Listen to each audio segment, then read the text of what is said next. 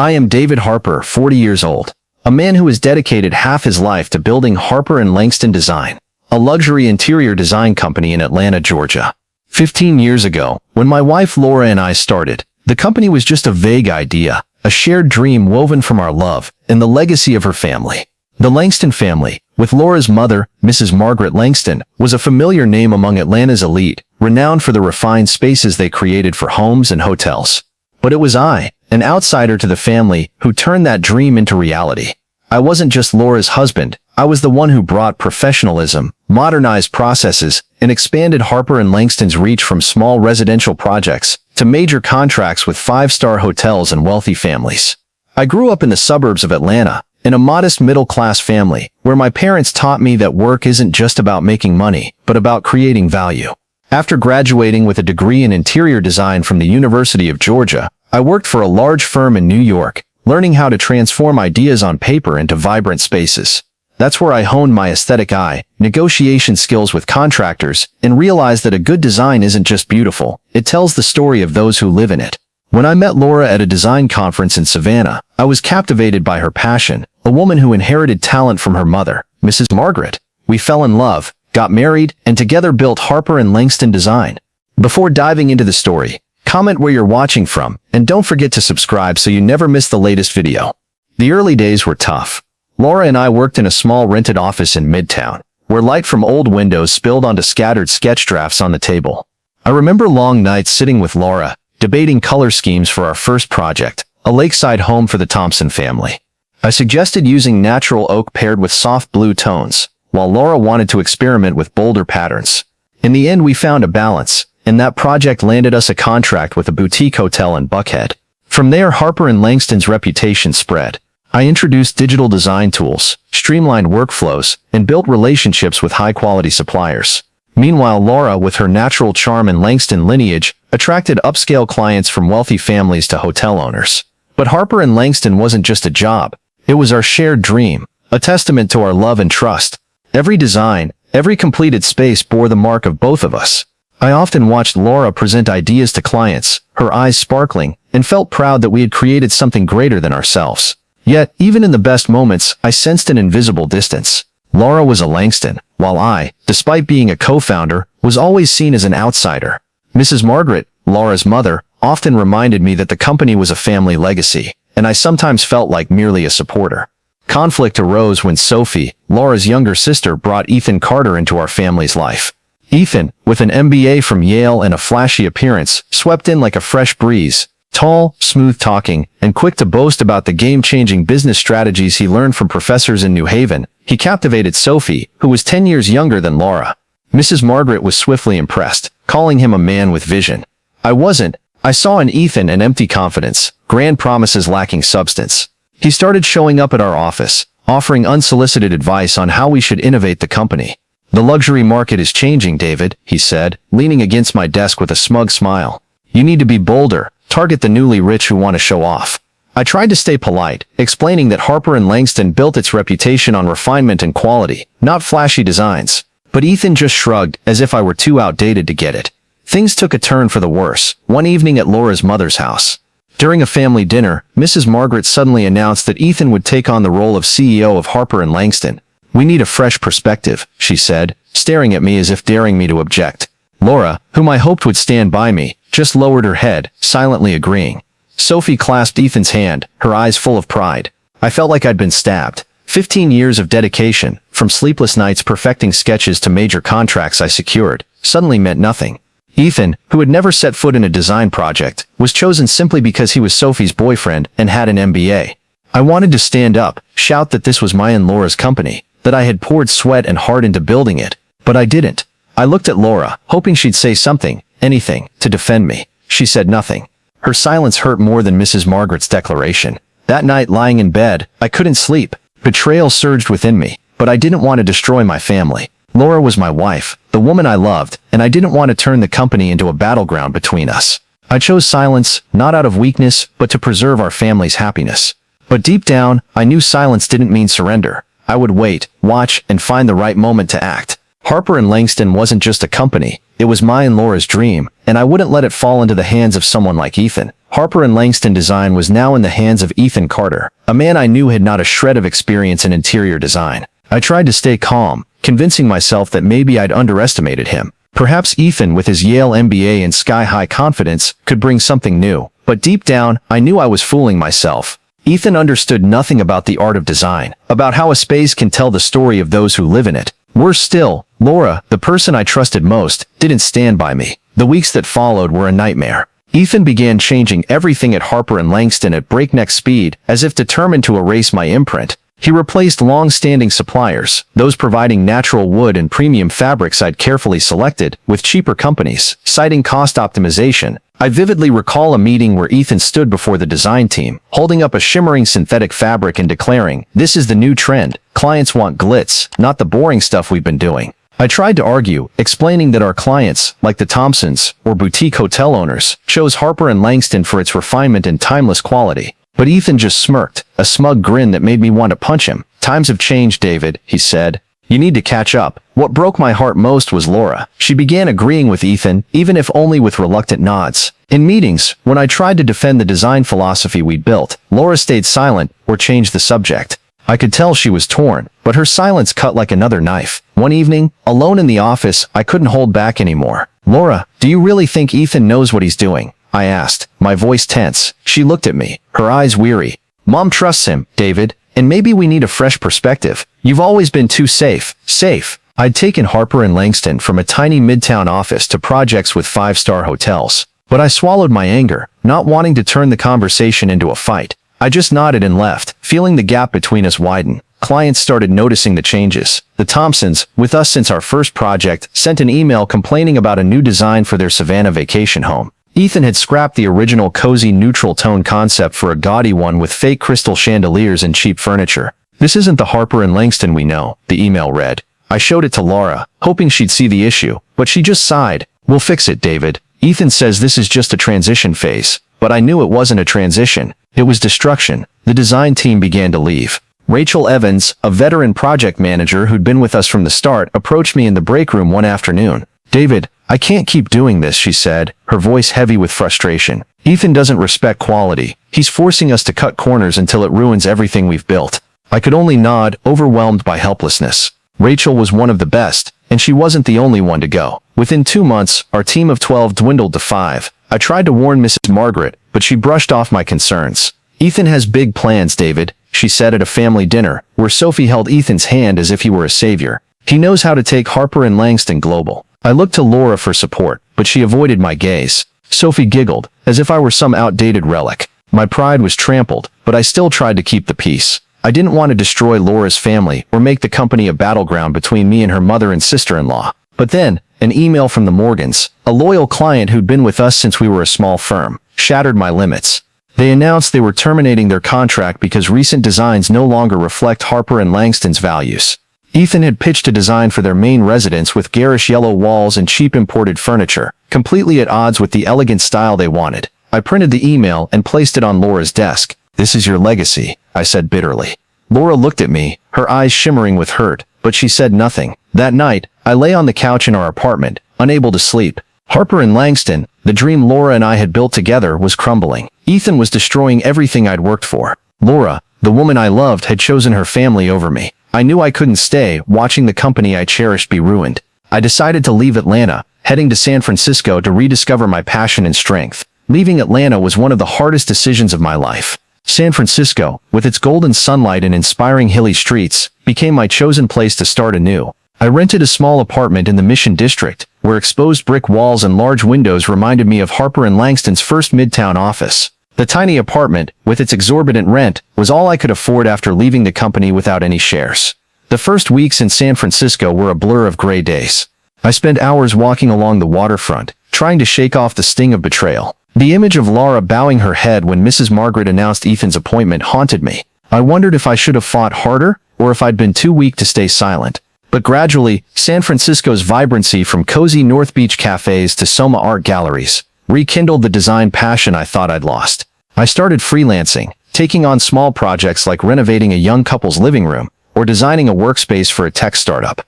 These projects weren't as glamorous as the hotel contracts I'd handled in Atlanta, but they reminded me that design isn't just about luxury, it's about bringing meaning to living spaces.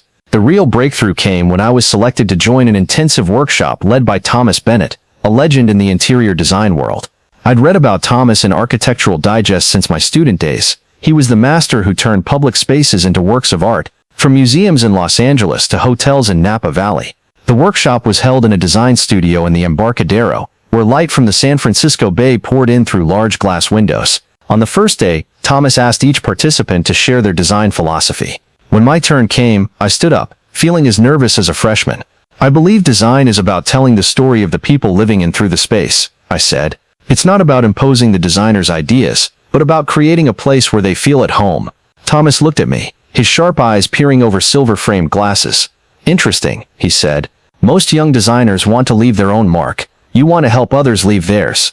After class, Thomas invited me for coffee at a small cafe near the waterfront.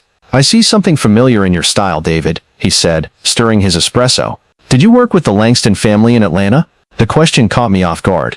That was my wife's and my company, Harper and Langston Design, I replied, trying to keep my voice steady. I left due to some disagreements. Thomas nodded, not pressing further, but his gaze seemed to see through my story. I competed against Langston for a hotel project years ago. They were good, but I've heard the company's slipping. I swallowed hard, unwilling to admit that the company, my dream, was being destroyed by Ethan. Work with me, David, Thomas offered suddenly. Not as a student, but as a partner. I see potential in you. Thomas's offer was the spark I needed. I joined his design studio, working on major projects like renovating a restaurant in the Mission District. I learned to blend classical design principles with modern techniques, to negotiate with contractors without sacrificing quality, and to manage client expectations while preserving a creative vision. More importantly, Thomas taught me that a great designer doesn't just create beautiful spaces but builds a reputation on integrity. Don't chase trends, he said during a late-night work session. Create something timeless, and clients will come to you. I began building Harper Design Studio, a small firm focused on refined, high-quality designs, in stark contrast to Ethan's flashy approach. I wasn't trying to compete with Harper and Langston. I just wanted to do what was right. The first projects, like renovating a cafe in Noe Valley, received positive feedback, and my reputation started to spread in San Francisco's design community. Meanwhile, I received troubling news from Atlanta. Rachel Evans, a veteran project manager at Harper and Langston, called me one evening. David, things are getting worse, she said, her voice full of worry. Ethan is destroying the company. He's changing everything. Cheap materials, gaudy designs, and clients are walking away. The Morgans canceled their contract last week. My heart tightened. Rachel added that Ethan had slashed the design team, forced them to work on tight budgets, and racked up debts with suppliers. I don't know if you're coming back, but we need you, she said. I couldn't let Ethan destroy my and Laura's legacy. In San Francisco, I was gaining strength, learning from Thomas, and building a new reputation. But Atlanta was home, and Harper and Langston was my life's work. I started planning my return, not for revenge, but to save the dream Laura and I had built together. I boarded a flight back to Atlanta on a foggy morning, feeling both familiar and estranged as I stepped off at Hartsfield-Jackson Airport. The city was unchanged. The tree-lined streets of Midtown, the faint smell of coffee from small cafes, and the bustling pace of Buckhead. But Harper and Langston Design, as I stood before its old office building, was no longer the place I knew. The sign still gleamed, but inside, a weary atmosphere hung heavy. Empty desks lined the space, and walls once covered with sketches now held only a few scattered papers. Rachel greeted me at the door, her eyes betraying exhaustion. David, thank you for coming back, she said, her voice hoarse. It's worse than I thought. Rachel led me to a corner of the office, where she discreetly showed me documents she'd copied from Ethan's system. He's not just sloppy, she whispered, handing me a stack of papers. I suspect Ethan's embezzling money. I scanned the documents. Fake invoices, suspicious transfers to unknown accounts, and loans signed without board approval. My heart raced as I grasped the scale of the problem. Ethan wasn't just mismanaging. He was robbing the company right under Laura's and Mrs. Margaret's noses. I knew I needed clearer evidence, but that meant getting closer to Ethan without raising his suspicions. I called Sophie, Laura's sister, hoping to sway her. Sophie and I had never been close, but I thought her love for her family might make her listen. I invited her to lunch at a small diner in Virginia Highland. Sophie arrived, dressed impeccably, but with tense eyes. David, what do you want? She asked, as soon as she sat down, her tone defensive. If you're here to badmouth Ethan, I don't want to hear it. Sophie, I'm not here to fight, I said, keeping my voice calm. But the company's in serious trouble. Suppliers aren't being paid, clients are leaving, and I'm worried Ethan isn't honest about finances. Sophie frowned, her confidence wavering. You're just jealous because Ethan's doing better than you, she retorted, but her voice lacked conviction. I slid a copy of a fake invoice across the table. Check the account, Sophie. If I'm wrong, I'll apologize. But for your family, for your mother's legacy, do this. She stared at the paper, silent, then nodded reluctantly, and left. Next, I tried to talk to Laura. I arranged to meet her at Piedmont Park, where we used to stroll when we first fell in love. Laura arrived, looking more tired than I remembered, her usually neat blonde hair disheveled. David, why are you back? She asked, her voice a mix of anger and pain. I thought you left to start over. I took a deep breath, suppressing the hurt. Laura, I'm back because Harper and Langston is part of me, of us. Ethan's destroying it. I have proof he's siphoning money, piling up supplier debts, and lying about finances. Laura shook her head, her eyes red. Mom trusts him, David. And I don't know who to believe anymore. Ethan says we're just in a rough patch. I handed her a copy of the financial report Rachel had provided. Look at the real numbers, Laura, not what Ethan shows you. If you don't trust me, check for yourself. She took the document, but her eyes remained skeptical. For undeniable proof, I contacted Nathan Carter, an accountant I knew from my MBA days at the University of Georgia. Nathan agreed to review the documents Rachel provided. We met at a cafe in Decatur, where Nathan flipped through the pages with a growing frown. This isn't just bad management, he said, pointing to a series of suspicious transactions. Ethan's funneling money to personal accounts, using company funds for luxury purchases, and borrowing against company assets without approval. This is clear embezzlement. Nathan estimated Ethan had siphoned off at least several $100,000, pushing Harper and Langston to the brink of bankruptcy. If you want to act, it needs to be fast, Nathan warned. The company won't survive much longer. Anger surged within me. Ethan wasn't just incompetent, he was a thief, but I knew confronting him directly now would be futile, especially with Laura and Mrs. Margaret still blinded by his empty promises. I needed more time to gather evidence and build a plan. Rachel promised to keep monitoring from the inside, sending me any documents she could access. Meanwhile, a call from the Thompsons, longtime clients, changed everything. They asked me to take over their lakeside home renovation, which Ethan had botched. We trust you, David, Mrs. Thompson said over the phone. We want you to fix what Harper and Langston broke. That call was my first glimmer of hope. I realized that despite Ethan's control, I still had the trust and reputation with old clients. I began planning not just to expose Ethan but to reclaim what was mine, a legacy I wasn't ready to let go of. I would need Laura's help, but first, she had to face the truth. The evidence Nathan Carter and I gathered was like a primed bomb, ready to shatter the glossy veneer Ethan had cloaked around Harper and Langston Design. The documents, fake invoices, illegal transfers, and unauthorized loans painted a stark picture. But I knew exposing Ethan wasn't just about right or wrong. It involved Laura's family, her trust, and our marriage. I had to proceed carefully, but I couldn't delay any longer. Harper and Langston was teetering on collapse, and if I didn't act, everything we loved I'd cherished would vanish. I decided to call a family meeting at Harper and Langston's office, where it all began. I contacted Laura, asking her to arrange for Mrs. Margaret Langston and Sophie to be there, stressing that Ethan shouldn't be informed beforehand. This is a family matter, Laura, I said over the phone, keeping my voice steady. You need to be there, and so do your mother and Sophie. Laura hesitated, her voice laced with doubt and worry. David, if this is about Ethan, I'm not sure I want to hear it, she said. I took a breath. Trust me this time, Laura. If I'm wrong, I'll walk away and never come back. Perhaps it was the desperation in my voice that persuaded her to agree. I also reached out to James Montgomery, Harper and Langston's longtime lawyer, who had handled the company's legal matters since Mrs. Margaret's days. James agreed to attend the meeting to ensure everything was handled by the book. Nathan Carter, the accountant, was there to explain the financial data if needed. Rachel Evans, who had quietly supplied the evidence, promised to stay at the office in case additional documents were required. As I stepped into the meeting room that morning, my heart pounded. Laura, Mrs. Margaret, Sophie, James, and Nathan were already there, seated around the conference table where Laura and I once discussed our first designs. The atmosphere was tense, like a storm cloud before a downpour. Ethan arrived on time, striding in with his usual confident smile, but his eyes flickered when he saw me and James. Hello everyone, he said smoothly. Margaret, I didn't know this was a formal meeting. Should have told me so I could bring coffee.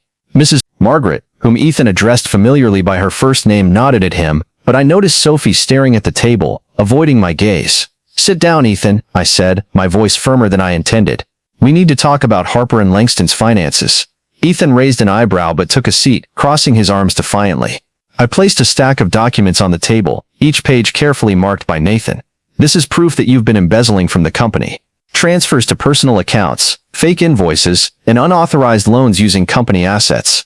Harper and Langston is nearly bankrupt because of you.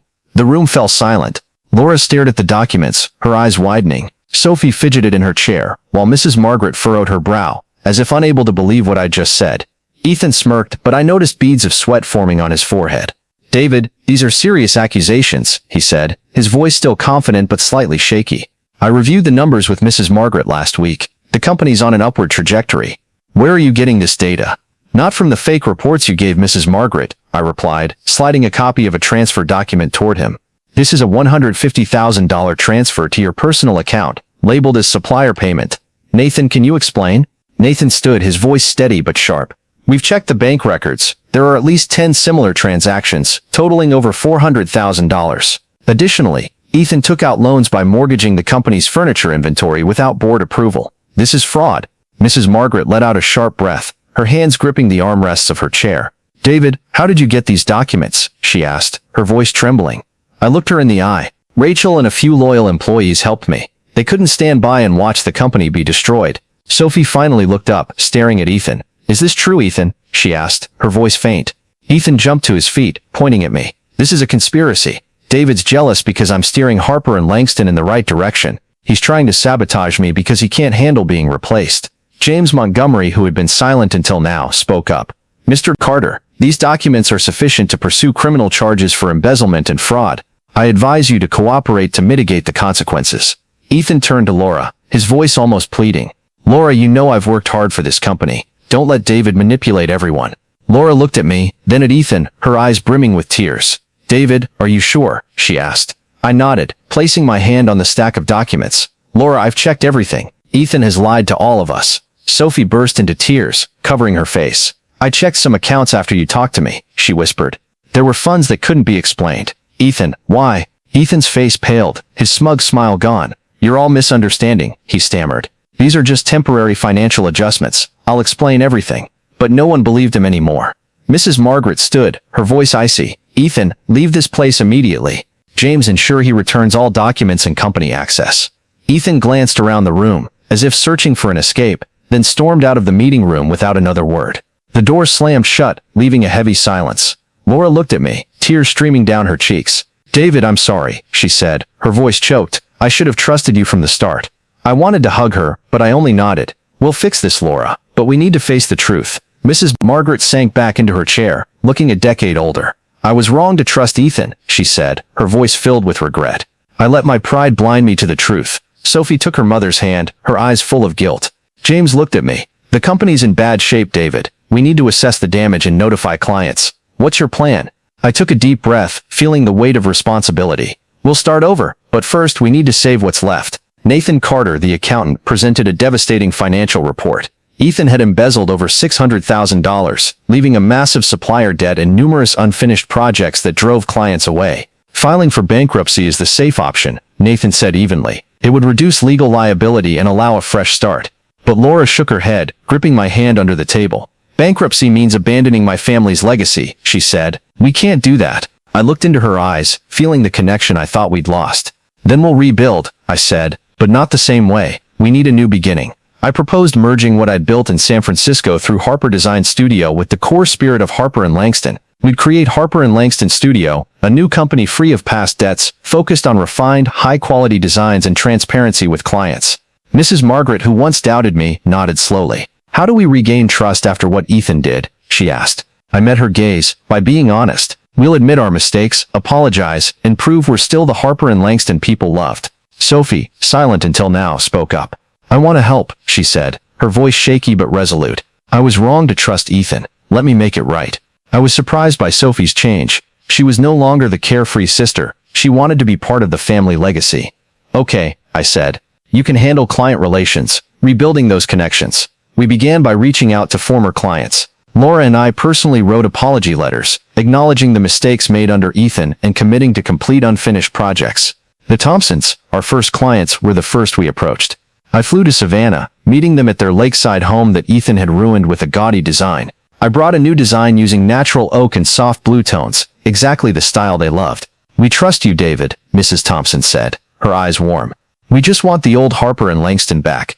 Their words were like a tonic, fueling my drive. Meanwhile, I rehired Rachel Evans and some former employees who'd left during Ethan's tenure. Rachel, with her project management expertise, became my right hand, ensuring new projects met our standards. Sophie enrolled in a design management course, using her innate communication skills to reconnect with suppliers and clients. Laura and I worked side by side like in the early days, designing small but meaningful projects, from homes to office spaces. The new Harper and Langston Studio office, a bright space in Midtown with large windows and the Langston family's old drafting table, became a symbol of our fresh start. But rebuilding wasn't just about the company, it was about family. One evening, after finishing a sketch, Laura pulled me to Piedmont Park. "David, I'm sorry for not trusting you," she said, her voice choked. "I let Mom and Sophie sway me, but I never wanted to lose you." I hugged her, feeling old wounds begin to heal. "We made it through, Laura. Now we'll do better." Sophie changed too. She came to the office one day with a client relations plan she'd written herself. "I want Mom to be proud," she said. "And I want you to know I'm not the naive girl who trusted Ethan anymore." I smiled, resting a hand on her shoulder. "You're part of this family, Sophie. Always will be." A major opportunity arose when we were invited to submit a proposal for the Piedmont Museum renovation, a key cultural space in Atlanta. I led the team, crafting a design blending natural light, sustainable materials, and open spaces to honor the art. When the board approved it, I knew Harper and Langston Studio was on its way back. But I also knew the real challenge, like the Langston Hotel project we'd later compete for, still lay ahead. We'd planted the seeds for rebirth, and now it was time for them to bloom. Just weeks after Harper and Langston Studio launched, rumors spread through Atlanta's design industry. Potential clients called, asking about the new company's financial troubles.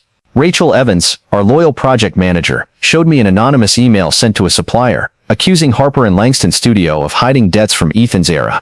"I recognize this style," Rachel said suspiciously. "It's how Ethan wrote his business proposals." I wasn't surprised. Ethan, his ego bruised after being exposed, was clearly trying to sabotage us. I gathered the team at our new Midtown office, where light from large windows illuminated the Langston family's old drafting table. "We won't let Ethan win," I said. "The only way to kill rumors is transparency. We'll tell our story openly." Laura suggested hosting an event at the Piedmont Museum, where our renovation project was just completed. "Let's invite clients, suppliers, and the press," she said, her eyes shining like in our startup days. "We'll tell the truth about Ethan, what we've overcome, and our vision for Harper and Langston Studio." Sophie, with her natural communication skills, took charge of organizing, reaching out to design magazines like Architectural Digest and Southern Living. I prepared a speech, not to justify, but to affirm we'd learned from our mistakes and were building a brighter future. The event took place on a warm evening, with soft lights illuminating the Piedmont Museum's exhibition space. Guests, from the Thompsons to hotel owners, filled the room. I stood on stage, nervous but confident. "Harper and Langston Studio isn't a perfect company," I began. "We've faced mistakes and betrayal by someone we trusted. But today, we're here to commit to quality, integrity, and spaces that tell your stories." Laura stood beside me, holding my hand, a small but meaningful gesture. Sophie introduced new projects, and Rachel presented the Piedmont Museum design, earning enthusiastic applause. The event shifted the industry's view of us. Ethan's rumors faded, and clients started returning. One day, Sophie burst into the office with news that the Langston Hotel, a historic Atlanta landmark once tied to the Langston family, was seeking a design firm for a full renovation. This wasn't just a big contract, it was a symbol of the family legacy, and winning it would cement our comeback. But we were up against a major New York firm known for lavish but soulless projects. "We have a shot," I told the team. "They have money, but we have the story and knowledge of the Langston." Laura and I led the proposal, working tirelessly to craft a design honoring the hotel's history while adding modern flair. We suggested local cherry wood, soft lighting, and Southern-inspired details for a luxurious yet cozy space. Sophie worked her charm to secure a direct pitch to the hotel's board. Rachel ensured budget figures were precise. At the Langston Hotel pitch, I felt the moment's weight. The board, including some who'd worked with the Langstons, listened intently. I shared our vision, emphasizing that Harper and Langston Studio doesn't just design spaces but preserves legacies. Laura added our journey from collapse to rebirth. When we finished, William Blackwood, the board chair, nodded. "I see the Langston spirit in you," he said. "That's what we're looking for." Days later, we learned Harper and Langston Studio won the contract. The news spread, featured in design magazines and local papers. "Langston's daughter and devoted husband revived the legacy," one headline read. I felt pride but mostly relief. We'd done it. Not just saved the company but elevated it. Laura said, holding my hand, but I'm proud we did it together. I smiled, feeling the love I thought we'd lost. Sophie, now a key part of the firm after completing a design management course, had grown. Mrs. Margaret, less involved, still supported us, admitting I was the true leader. Harper and Langston Studio wasn't just a company. It was proof of perseverance, forgiveness, and family strength. We'd overcome Ethan's shadow to find light, and I knew this was just the beginning. David Harper's story and the rebuilding of Harper and Langston Studio reflect the challenges and opportunities in modern American life, where perseverance, transparency, and adaptability are key to overcoming adversity.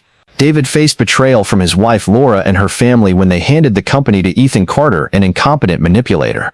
This mirrors conflicts in American family businesses or workplaces today, where trust can be exploited by self-serving individuals like Ethan, with his embezzlement. David's departure to San Francisco to rediscover his passion, learning from Thomas Bennett, highlights the importance of personal growth and starting anew, a core American value tied to the American dream of self-reinvention. The lesson is, when facing betrayal or failure, choose transparency and perseverance over revenge or surrender.